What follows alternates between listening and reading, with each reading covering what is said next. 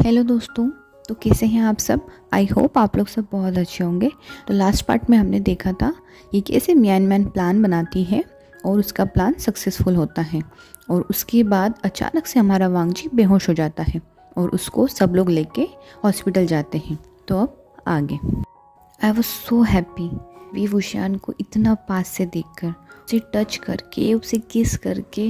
मैं सोच भी नहीं सकता था कि कोई इंसान इतना क्यूट कैसे हो सकता है, सोते हुए भी कोई इंसान इतना प्यारा कैसे लग सकता है। उसका वो इनोसेंट फेस, अपने हाथों को मैंने उसके हाथों से जो बांध के रखा था, उसके वो प्यारे से लिप्स और लिप्स के नीचे वो क्यूट सा मॉल। ओ माय गॉड, मैं खुद को कंट्रोल ही नहीं कर पा रहा था। पर तभी शीचे ने मुझे आवाज़ दी, अब हमें जाना चाहिए। और अब हम लोग जा चुके थे। मैं बहुत खुश था और मैंने शीचेन को बहुत बहुत बार थैंक यू बोला। ऐसे ही हम लोग बात करते करते रूम में आ चुके थे। रूम में ऑलरेडी सुशे, मियान मैन और यानली थे। हम लोग बस ऐसे ही बात कर रहे थे और अचानक से मैं ब्लैंक हो गया। जब मैं उठा तो मैं एक अनजान सी जगह था। पहले तो मुझे समझ नहीं आया, मैं बहुत कंफ्यूज हो गया था कि एग्जैक्टली चल क्या रहा है। तभी मैंने शीचेन को एक डॉक्टर से बात करते हुए सुना और तब मुझे रियलाइज़ हुआ कि मैं एक हॉस्पिटल में हूँ। एंड देन मैंने वी वुशियान को देखा। ओ गॉड, मुझे लगा कि शायद मैं एक सपना देख रहा हूँ। तभी मैंने मियान मैन को उसके साथ आते हुए देखा। तब मुझे रियलाइज़ हुआ कि नहीं, ये कोई सपना नहीं है। और मेरा दिल बहुत तेज़ से धक धक करने लगा। जैसे ही उसने अपने हाथों को मेरे फॉरहेड पर रखा मेरा टेम्परेचर चेक करने के लिए, ओ गॉड, मुझे लगा कहीं मैं फिर से बेहोश ना हो जाऊँ। वो भी थोड़ा नर्वस दिख रहा था। उसकी जो शिवर करती हुई फिंगर्स थी वो मैं अपने फेस पर फील कर पा रहा था।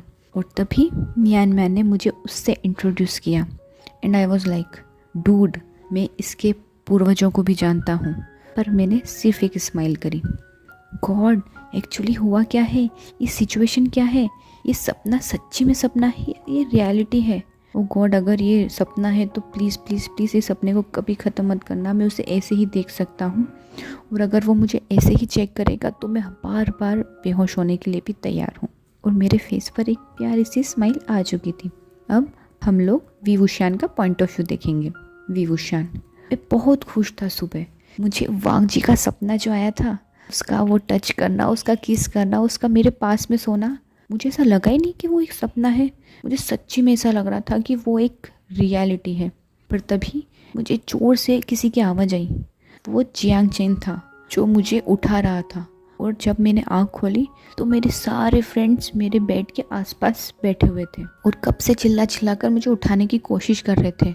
और तब मुझे समझ आया कि मैं अब तक कॉन्सर्ट के बेड पर ही सोया हुआ था। तब हम लोग सब लोग उठे और हॉस्टल के लिए निकले। हॉस्टल में जाके फ्रेश व्रेश होके जब जियांग चेन ने बोला कि हमें कॉलेज भी जाना है तो मैंने उसे मना कर दिया कि आज मेरा कॉलेज जाने का बिल्कुल मन नहीं है। तो उसने मुझे बोला कि ठीक है, कॉलेज मत जाओ पर हॉस्पिटल तो चलना पड़ेगा। हाँ, हॉस्पिटल, क्योंकि हमारी इंटर्नशिप चल रही थी। जैसे ही हम लोग हॉस्पिटल में एंटर हुए मुझे वहाँ का माहौल एकदम से अलग लगा। बहुत सारे गार्ड्स, बहुत सारे सिक्योरिटीज़। मुझे कुछ समझ नहीं आया कि एक्चुअली चल क्या रहा है। तभी मैंने वहाँ से एक कॉलीग को पूछा कि यहाँ क्या हो रहा है और उसने मुझे बताया कि द लान वांगजी, द सिंगर, वो यहाँ एडमिट है। ओ गॉड, वांगजी, उसे क्या हो गया? कल तो उसका इतना बढ़िया कॉन्सर्ट था, कल तो हम उसे इतने अच्छे से एंजॉय कर रहे थे, आज मुझे उसका इतना प्यारा सपना आया और उसे अचानक से क्या हो गया? मुझे एकदम से टेंशन होने लगी और मैं भागते हुए गया टॉप फ्लोर की तरफ, क्योंकि वहीं वीआईपी रूम था। पर मुझे वहाँ जाने से गार्ड्स ने रोक दिया क्योंकि वहाँ इंटर्न्स अलाउड नहीं थे। मुझे बहुत गुस्सा आया अपने इंटर्न होने पर मैं क्या कर सकता था। तभी जियांग चेन ने मेरे शोल्डर पर टैप किया और मुझे बोला कि अपसेट मत हो, हम लोग बाद में कैसे भी करके रास्ता निकाल लेंगे। और बेमन से मैं चला गया था सीनियर्स के पास, क्योंकि आज हमें एक न्यू केस को स्टडी करना था। पर मेरा मन बिल्कुल नहीं लग रहा था। 1 घंटा हो गया, 2 घंटा हो गया, मेरे मन में बार बार वांगजी का ख्याल आ रहा था कि एक्चुअली उसे हुआ क्या था। God, how bad I am. क्यों मैं एक इंटर्न हूँ? क्यों मैं एक बहुत फेमस डॉक्टर क्यों नहीं हूँ? यार, इससे भी पहले मैंने इमरजेंसीज को हैंडल किया है, पर उसे मुझे देखना भी अलाउड नहीं है। एक बार तो ये लोग मुझे देखने सकते हैं ना। फिर मैंने कहीं से सुना कि अब वांगजी थोड़ा रेस्ट कर रहा है और अपने रूम में अकेला है। तो मेरे दिमाग में एक आइडिया आया कि क्यों ना मैं उसे दूर से ही देख लूँ। हाँ, मैं उसके करीब नहीं जाऊँगा, उसके रूम में एंटर भी नहीं करूँगा, पर उसे देख तो सकता हूँ। और बस ऐसे ही मैंने अपने आप को एक्सक्यूज़ किया अपने सीनियर से और जैसे तैसे चकमा देकर मैं चला गया था उसके रूम की तरफ। जैसे ही मैं उसके रूम की तरफ जा रहा था, मैंने एक लड़की को वहाँ से बाहर आते हुए देखा और तब मुझे याद आया वांगजी की इंगेजमेंट के बारे में। मैं थोड़ा सा अपसेट हो गया क्योंकि वो हो सकता है उसके फियोंसे हो। ये सोच के ही मेरा मन बहुत अपसेट हो गया और मैं वहाँ से फिर से जाने लगा। पर तभी मैंने उसकी आवाज़ सुनी। वो मेरे पास भागते हुए आई और मुझसे बोला कि sir, can you please come with me, I think there is a problem. वो बहुत घबराई हुई थी। मैं भी डर गया उसे देखकर। मैंने भी पूछा क्या हुआ, सब कुछ ठीक तो है? पर उसने मुझसे कुछ भी नहीं कहा, सिर्फ मेरा हाथ पकड़ा और मुझे खींच के लेके गई वांगजी के रूम में। बहुत सरप्राइज हो गया, डरा हुआ भी था क्योंकि मैं वहाँ विजिट करने के लिए अलाउड बिल्कुल भी नहीं था। पर मैंने इन सब बातों को इग्नोर किया और देखा कि उसकी बॉटल ग्लूकोज की ख़त्म हो चुकी है और मैंने उसे चेंज कर दिया। फिर मैंने उसका टेम्परेचर चेक करा और उस लड़की को अश्योर किया कि अब सब कुछ ठीक है।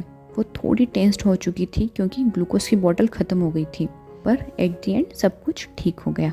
फिर मैंने अपने सीनियर डॉक्टर को देखा और उन्होंने मुझे एक गुस्से वाला लुक दिया, पर उस लड़की ने उन्हें सब कुछ बता दिया और वो उन्होंने उसे कन्विंस भी कर दिया कि अब से वांगजी का चार्ज मेरे हाथों में रहेगा। आई वॉज शॉक्ड, पर उसने मुझे हाँ में सिर हिलाया। एंड ऑफ कोर्स मेरे सीनियर इस बात से बिल्कुल एग्री नहीं थे, पर उस लड़की ने उन्हें एक ऑर्डर दे दिया और इसके अलावा उनके पास और कोई चॉइस नहीं थी। वाओ, सबसे पहले तो मैं उसे देखने के लिए भी अलाउड नहीं था एंड नाउ मेरे हाथों में उसकी रिपोर्ट थी। मैंने भी एक आयरनिकली स्माइल अपने सीनियर को दी और उनके हाथों से रिपोर्ट को ले लिया और फिर उस लड़की को थैंक यू बोला। हम दोनों उसी के रूम में थे और हमारे सीनियर डॉक्टर जा चुके थे। तब उसने मुझसे कहा, thank you so much sir, अगर आप सही टाइम पे नहीं आते तो मुझे पता ही नहीं चलता कि क्या हो जाता। तब मैंने उससे बोला, it's okay ma'am, it's our duty and आपको थैंक यू बोलने की कोई ज़रूरत नहीं। और फिर उसने मुझसे बोला कि हाय, मेरा नाम म्यान है और मैं वांगजी की फ्रेंड हूँ और आप। तभी उसने मुझसे बोला कि हेलो, आप यही डॉक्टर हैं? तब मैंने बोला, हेलो मैम, मेरा नाम विभूषण है और मैं यहाँ सिर्फ एक इंटर्न हूँ, पर आपने मुझे बहुत बड़ी रिस्पॉन्सिबिलिटी दी है and thank you so much, it means a lot कि आपने मुझ में फेथ बताया। हम लोग बस बात कर रहे थे, उसने मुझे बताया कि कैसे कंसर्ट के बाद उसकी कंडीशन ऐसी हो गई वो एकदम से बेहोश हो गया। और मैंने भी उसे बताया कि मैं भी उसी कंसर्ट में था, पर मैंने अपने स्टेटस को मेंटेन करते हुए बहुत ही फ्रेंडली वे में बताया क्योंकि मैं उसके सामने एक फ़ैन तो बिल्कुल नहीं लगने वाला था। अभी मैं उसका डॉक्टर हूँ। अभी ये मैटर बिल्कुल नहीं करता कि मैं कितनी ज़ोर से चिल्लाना चाहता हूँ या मैं उसका ऑटोग्राफ लेना चाहता हूँ। अपनी वॉइस को मैंने बहुत काम रखा और उससे अश्योर करा कि सब कुछ ठीक हो जाएगा। और वहीं खड़े खड़े पता नहीं मैंने कितनी बार उसका टेम्परेचर चेक कर लिया क्योंकि मैं उसके फॉरहेड को टच करना चाहता था। गॉड, इतनी भी ब्राड मत बनो वैभूषण, मैंने अपने मन में बोला। कुछ टाइम बाद एक और पर्सन उसी रूम में आया। हम लोग थोड़ा सा उसके बेड से दूर चले गए थे। तभी म्यान ने बताया कि ये वांगजी के मैनेजर है मिस्टर शी चैन।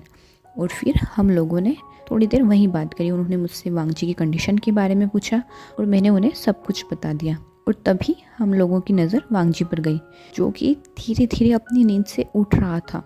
वाह, एक और चांस उसके फॉरहेड को चेक करने का। तभी मैं फटाफट से स्माइल करता हुआ उसके पास गया। वो बहुत कंफ्यूज दिख रहा था और शॉक्ड भी। उसने अपनी आंखों को झपकाया, उसे समझ नहीं आ रहा था। और तभी हम दोनों उसके पास में गए और हमारे पीछे पीछे मिस्टर शीचन भी आ गए। मैंने उसके टेम्परेचर को चेक करा और उससे पूछा कि अब आपको कैसा लग रहा है। उसे कुछ समझ नहीं आया, वो सिर्फ मुझे आंखें फाड़ फाड़ कर देख रहा था। और तभी म्यान और शीचन भी आए और उन्होंने भी उससे यही पूछा कि वांगजी अब तुम्हें कैसा लग रहा है। उसने बोला कि और तब म्यान ने उसे मुझसे इंट्रोड्यूस किया और वो एकदम शॉक्ड हो गया। उसने अपनी आंखों को इतना बड़ा कर लिया, मुझे लगा शायद ये एक वीआईपी डॉक्टर को अपने लिए चाहता होगा और मैं सिर्फ एक इंटर्न हूँ और कोई एक्सपीरियंस भी नहीं है। मैंने उसे अश्योर कराया कि सब कुछ ठीक होगा। उसे तो मैंने बोल दिया कि सब कुछ ठीक हो गया, पर मैं अपनी हार्ट बीट का क्या कर सकता था कि उसे देखकर, उसकी बातों को सुनकर इतनी ज़ोर ज़ोर से चलने लगी थी कि मुझे लग रहा था कि शायद आसपास के लोगों को भी उसकी आवाज़ आ गई होगी। मैंने बहुत कामली अपने आप को एक्सक्यूज़ करा और सीधा वॉशरूम की तरफ चला गया। गॉड, मैंने अपने आप को नॉर्मल करने की बहुत कोशिश करी और खुद को समझाया कि अगर मैं अपने आप को ही नहीं संभाल पाऊंगा तो मैं उसका ट्रीटमेंट कैसे करूंगा। उसने सिर्फ एक छोटी सी स्माइल मुझे पास करी और एक हेलो बोला है, और उसी में मेरी कंडीशन ये हो चुकी है, आगे आगे पता नहीं क्या होगा मेरे साथ। जब मैं अपने ही ख्यालों में अंदर था तब मुझे दरवाजे पर एक नॉक सुनाई दिया। वो जियांग चेंग था और वॉशरूम से निकलने के बाद मैंने उसे सब कुछ बताया, और वो भी बहुत एक्साइटमेंट के साथ। जैसे ही उसने सुना कि वांग जी का केस मुझे मिल चुका है और अब उसका हेड ऑफ द इंचार्ज मैं हूँ, वो तो बहुत सरप्राइज हो गया और मुझे जोर से हक करके मुझे बहुत टीस करने लगा। फिर उसने फटाफट से कॉल करके नी हुसैन और वेंडिंग को भी सब कुछ बता दिया था। गॉड, मेरे फ्रेंड्स सिर्फ इतनी सी बात को सेलिब्रेट करने लगे कि मुझे वांग जी का केस मिल चुका है। उनको देख के तो ऐसा लग रहा था कि अब मैं और वांग जी रिलेशनशिप में आ चुके हैं। मैंने उन्हें समझाया कि थोड़ी शांति रखो, थोड़ी शांति रखो, कोई हम लोग रिलेशनशिप में नहीं आए हैं, अभी तो मैं सिर्फ उसे चेक कर रहा हूँ। पर फिर भी उन्होंने मुझे बहुत टीस करा। कुछ टाइम के बाद बहुत सारा करेज लेके मैंने खुद को प्रॉमिस करा, वांग जी के सामने कोई सिली हरकत मत करना। मैंने एक गहरी सांस ली और ये रूम में एंटर्ड हो चुका था। वो वहाँ पर उसके मैनेजर और म्यानमैन से बातें कर रहा था। वहाँ पर एक और लड़का था, उसने मुझे देखकर स्माइल करी। मैंने भी उन लोगों को स्माइल पास करी और सबको ग्रीट किया। मैंने उससे उसकी कंडीशन के बारे में पूछा और एक बार फिर उसे फॉरहेड पर टच किया। हाँ, उसका टेम्परेचर चेक करने के बहाने ही सही, पर जितने मौके मिलेंगे मैं ये सब कुछ करूँगा। यार, मैं क्रीपी तो नहीं साउंड कर रहा, पर ठीक है, इतना तो चलता है। उसने मुझसे कहा कि उसे अब अच्छा लग रहा है और मुझे थैंक यू बोला। मैंने एक और बात ऑब्जर्व करी, जब म्यान सुशे से मुझे इंट्रोड्यूस कर रही थी तब वो थोड़ा ब्लश कर रही थी, और तब मैं समझ चुका था कि इन दोनों का रिलेशन क्या है, क्योंकि दोनों के ही फेस बहुत रेड थे और दोनों ही जिस तरीके से एक दूसरे को स्माइल कर रहे थे उससे मैं बहुत रिलीव फील कर रहा था कि चलो ये उसकी फियांसे नहीं है। फिर रात को फिर से हॉस्टल जाने से पहले मैंने सोचा कि एक बार और उसकी कंडीशन देख लेता हूँ। वो सो रहा था, मैं उसके पास जाके बैठ गया। वहाँ रूम में और कोई नहीं था। ये मेरे पास बेस्ट टाइम था उससे एडमायर करने का, अपने क्रश, अपने आइडल, अपने सब कुछ। God, I love him so much. वो बहुत गहरी नींद में था शायद। मैं उसे देख रहा था, वो सोते हुए भी इतना प्यारा लग रहा था कि मैं आपको बता नहीं सकता। मैंने उसका हाथ लिया और अपने हाथ में पकड़ लिया। मैं पागलों की तरह स्माइल कर रहा था। जैसे ही उसे लगा कि उसके हाथों में कुछ हुआ है, उसने मेरी तरफ टर्न किया। पहले मैं थोड़ा शॉक्ड हो गया, कहीं वो उठ तो नहीं गया, पर वो अभी भी गहरी नींद में था। और फिर मैं उसे एडमायर करने लगा। उसकी वो बंद आंखें इतनी प्यारी लग रही थी, उसकी वो क्यूट सी नोज़, उसके चीक्स, जिस तरीके से वो अपने थ्रोट से अपने सलाइवा को स्वेलो कर रहा था। और गॉड, मेरी नज़रें उसके एडम्स एप्पल पर चली गई। उसके बाद मेरा अटेंशन सीधे उसके लिप्स पे गया। वो पिंक थे और बहुत सॉफ्ट थे, और जिस तरीके से वो अपनी नींद में उन्हें स्क्वीज कर रहा था, मुझे ऐसा लग रहा था कि शायद वो मुझे इनवाइट कर रहा हो कि मैं उन्हें टच करूं अपने खुद के लिप्स से। और पता नहीं, मैं अपनी जगह से खड़ा हुआ एंड आई किस्ड हिम।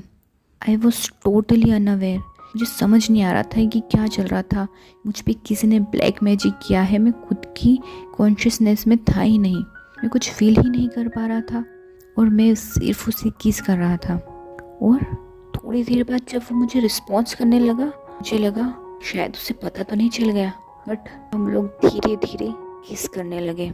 वो किस कब इतना पैशनेट बन गया हमें पता ही नहीं चला, पर दोनों में से कोई भी लिप्स को सेपरेट नहीं कर पा रहा था। दोनों की ही सांसें बहुत हेवी हो चुकी थी। फिर उसने अपनी टंग मेरे माउथ में इंसर्ट करी। मुझे एकदम से गूज़बम्प आ गए।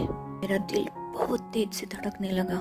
मैं भी उसकी टंग के साथ खेलने लगा, 7वें आसमान पर पहुंच चुका था। मुझे बहुत अच्छा लग रहा था। जब उसका सलाइवा और मेरा सलाइवा मिक्स हुआ तो उसका टेस्ट इतना स्वीट हो गया कि बस मैं उसमें डूबना चाहता था। और ये सबसे ज़्यादा बेस्ट मोमेंट था मेरी लाइफ का। अपनी बेस्ट लाइफ को मैं इंजॉय कर रहा था और तभी अचानक से मुझे किसी ने खींचा। तो कैसा लगा आपको ये पार्ट? अगर अच्छा लगा हो तो प्लीज़ मेरे चैनल को सब्सक्राइब करना और मेरे वीडियो को लाइक, कमेंट एंड शेयर करना। Thank you.